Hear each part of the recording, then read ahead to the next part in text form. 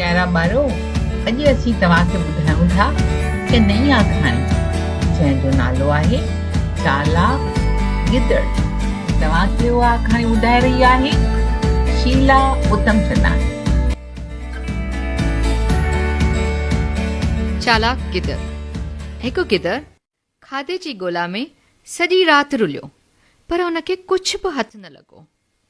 सुबुह जो जीअं ना उमेद थी पंहिंजे घर ॾांहुं मोटियो, तीअं हुनखे वण ते हिकु कांउ ॾिसण में आयो, जंहिंजे वात में लोले जो टुकुर हो।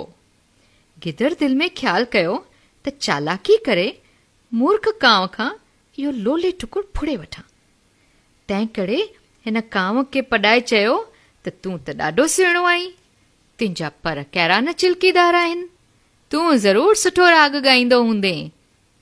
महिरबानी करे मूंखे पंहिंजे राग जो मज़ो न वठाई। मूर्ख कांव फूंड में भरिजी जहिड़ो वात खोले कां कां करण लॻो, तहिड़ो वात वारो लोले टुकुर अची पट ते किरियो। गिदड़ लोलो खणी खाईंदो ख़ुशि थींदो हलियो वियो। नसीहत: कूड़ी सारा ते पजण न घुर्जे।